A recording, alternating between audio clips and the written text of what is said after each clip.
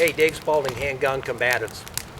A lot of folks lamented the ending of Thoughts from the Deck with Crown Royal and have asked me to continue to do this. So after giving it a little bit of thought, what we thought we would do for at least as long as the weather would allow us is we'd give you thoughts from the Campfire with Crown Royal. So that being said, I've been thinking a little bit about what I wanted to talk to you about. And one day when I was just sitting around, it finally dawned on me that I want to talk to you about the word why. Now, I've got an old version of the Webster's Dictionary here, and I'm going to read it to you. Now, I realize that there's modern versions on computers, but I'm an old guy. Can't you tell? Look at the glasses.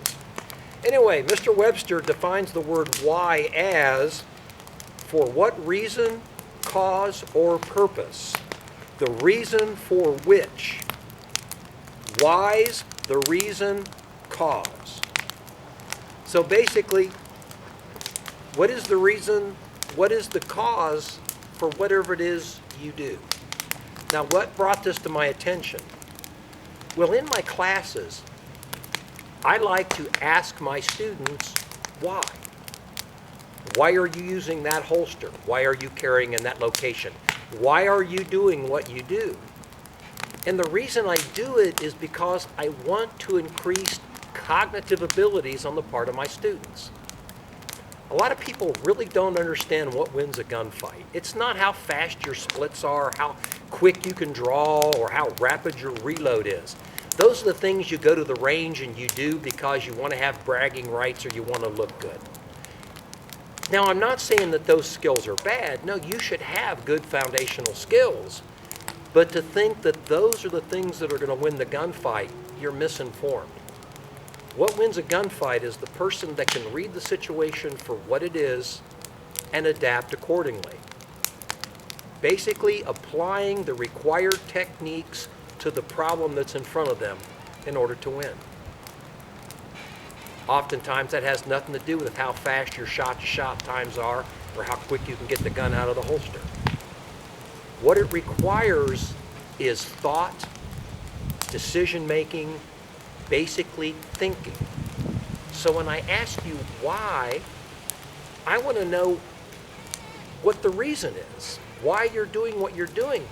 Because if you don't know why you're doing it, should you be doing it? Now, I'm going to give you an example. I get a lot of students, especially younger men in my classes, that will show up and they'll start shooting and they'll have a stance that looks something like this. Their feet will be wide and they'll be rocked back on their heels and their elbows will be out and they'll be shooting like this. Bam, bam, bam. And I'll ask them, why are you doing that? And they'll look at me, well, what do you mean?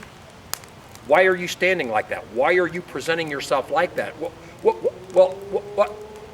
At that point, I'll take human anatomy, sports physiology, biomechanics, and I'll explain to them that you're better off to be forward on your toes so you can move in multiple directions. Better off to have your elbows down in behind your wrists are locked onto the gun, you're applying inward pressure and friction so you can go shot to shot because what's recoil control? Gun returns where it started. So if you want rapid on-target shots, you need to be locked in behind the gun. And by leaning back on your heels and having your elbows out like this, you don't do that. So after I explain that to my students, they'll look at me and they'll go, "Oh, I didn't even know I was doing it." Yes, you did. You were doing it because you thought it looked cool. I get it. I didn't fall off a turnip truck. I've been doing firearms training now for about 40 years. So I knew why you were doing it. You were shooting cool. You know, in a way, I guess there's nothing wrong with that. You know, you're young, you should do it the way you think it's best. But when I ask why you're doing that, and I explain why it's not a good idea when you're trying to shoot well enough to save your own life, it's probably time to put the shooting cool away and start doing things more physiologically or biomechanically efficiently. Because if you're doing the combative application of the handgun, you're doing it because you're trying to save your life or the life of someone you care about. And there's no room for error there.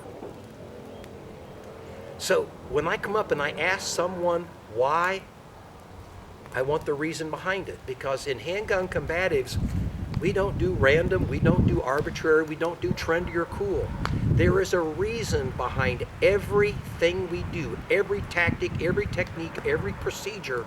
There's a reason why we do it, and it's based on the history of gunfighting as we have studied over 40 years.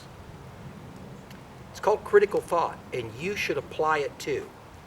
There should be a reason why you do everything you do. And if it's just because you think it looks cool, is that really good enough when you're talking about something this important? So I'm going to continue to ask my students why. And I'm going to expect reasons that have to do with cause. It's important. It shouldn't be left for arbitrary. It shouldn't be left for random. And God bless, it shouldn't be left to looking cool. So, Dave Spalding, Handgun Combatives, thanks for checking in.